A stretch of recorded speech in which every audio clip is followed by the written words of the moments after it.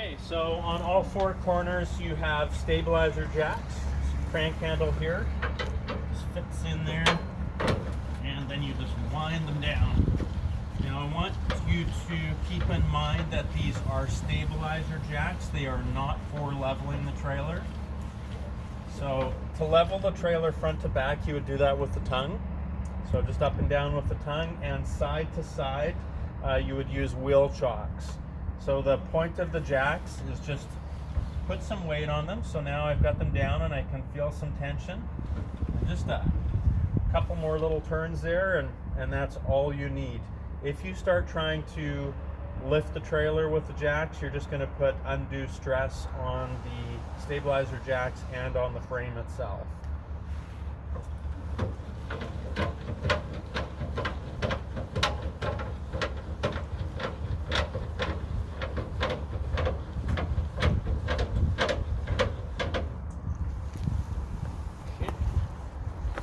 Got here is a quick connect for either a fire pit or a barbecue.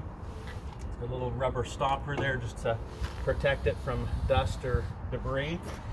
So when you go to connect, you would put the end of the propane hose in, and you will pull back on this collar. And once it's engaged, you can release the collar. That'll connect it. There's an on-off valve on the side here that I can open up. Now with nothing connected, it's not going to release any propane, even though I have it in the open position. I'm going to close that up.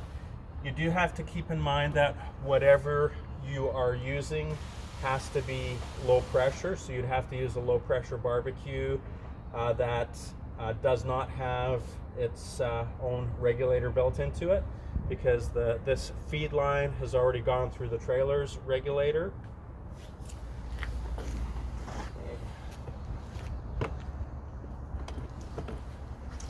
Got a 12-volt hookup, USB hookup in here as well. 110-volt plug. So if you are at a campsite and you have the trailer plugged in, then you could take advantage and use these plugs if you wanted to plug something in. Outside shower, storage compartments, service access and venting for your fridge. Service access and exhaust for your furnace. This is where you would fill up your fresh water tank. These are low point drains for winterizing purposes. Hot line, cold line. This is your hot water heater.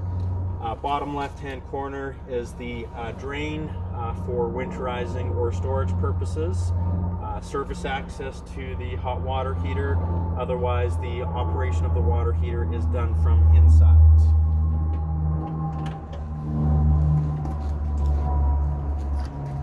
If you had a portable solar panel, this is where you would connect it right here.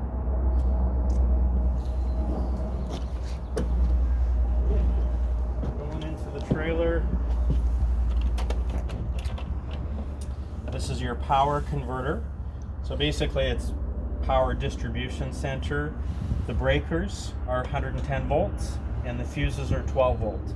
So for example, if I had a plug-in or air conditioner that wasn't working, I could check the breakers. If I had something like a light or a water pump or a furnace fan not working, I could check my fuses. This is a GFI plug. It's got a reset on it. So if you are plugged into this or any other outlet in the trailer for that matter, and it's not working, come and check the reset to make sure it hasn't tripped, because there are more than one outlet that are hooked up to the circuit. Okay, slide outs. Or sorry, awnings. We've got the two switches on the top, say awning control. You'd want to turn them on. And I'm just going to make sure the door is going to clear. And then I'm going to hit extend. Gerald, line 1 please. Gerald, line 1.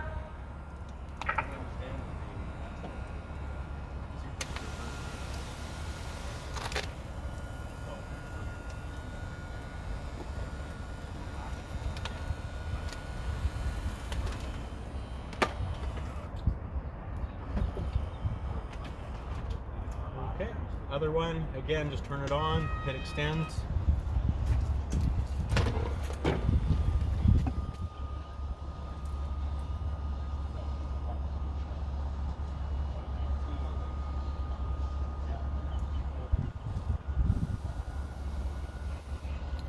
So keep in mind these are considered to be sunshades.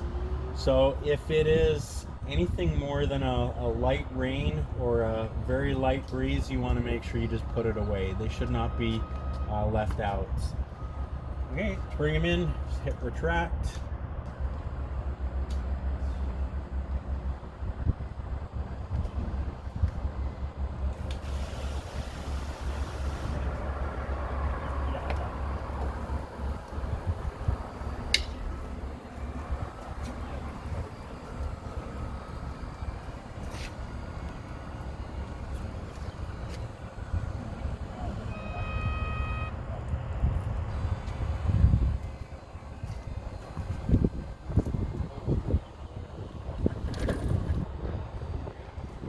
Right.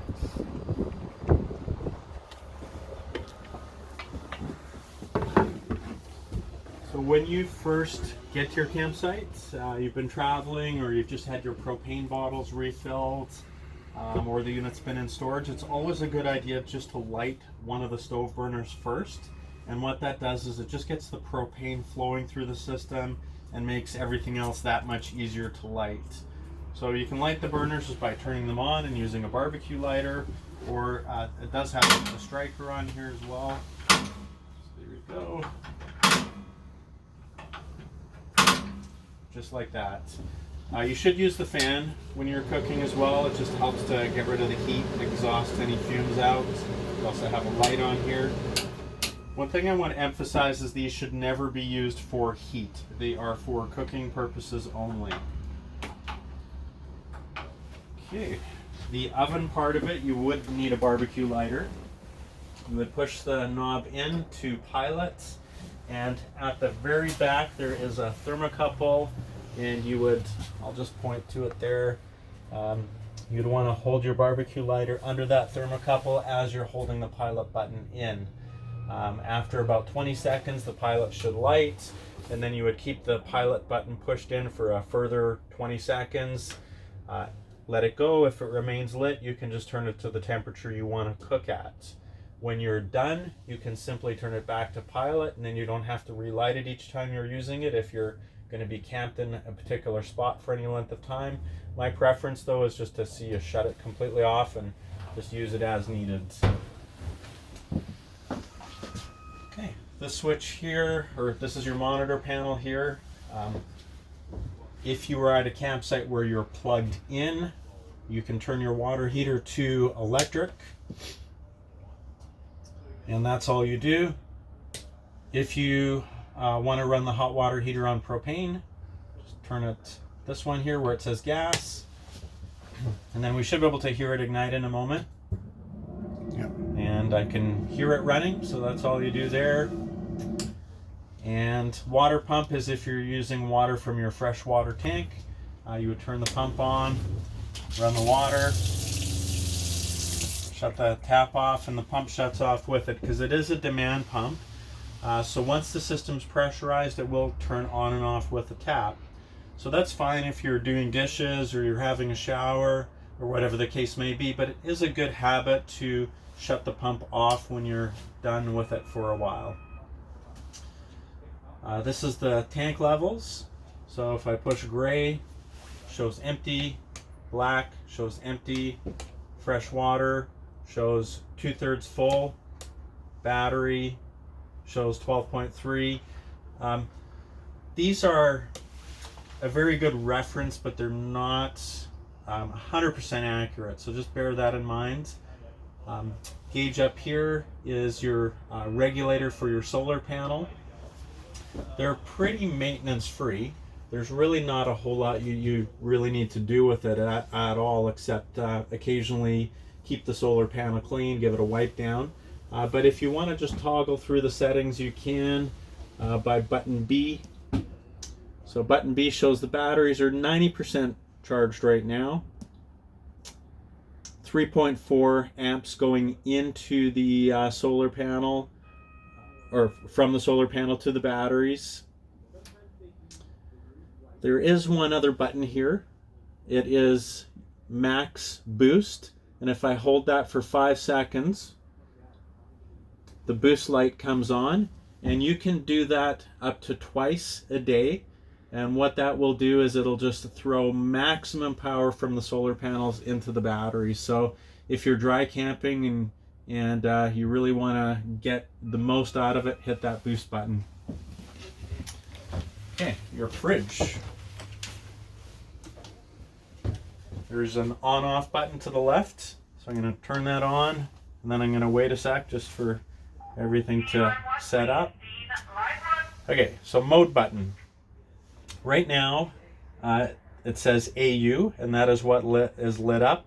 So that means automatic. This is a two-way fridge. It'll run on propane or 110 volts.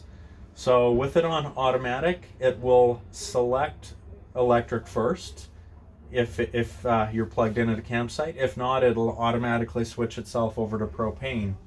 If I want to select propane, I just hit mode until it flips over to propane. Temperature setting is here: cool, cooler, colder, and that's it. I'm gonna hit the off button.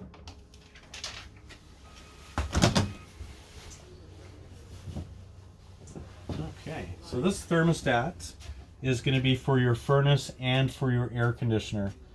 So there's a mode button at the bottom, and you can just toggle through the settings. So there's fan only. High. Cool is for air conditioning, so if you're plugged in, you can set it to cool. Air conditioning just came on. Or we can keep toggling. And there we've got heat. So the heat's going to be your furnace. So get it to heat, turn the temperature up, and then the furnace comes on. I'm going to shut that off. So I've turned it off. It'll just run through its cycle, and then it will shut down. There is another thermostat in the bedroom, which is exactly the same, and that is for the air conditioner in the bedroom. Okay. Slide out switch. Now, to bring the slide out in, I'll just show you the button there. You just simply hold the button in, so I'll let you stand clear. Now with these slide out systems, the slide out should be all the way in or all the way out. So in other words, don't put the slide out part way out and then bring it back in again. There's two motors.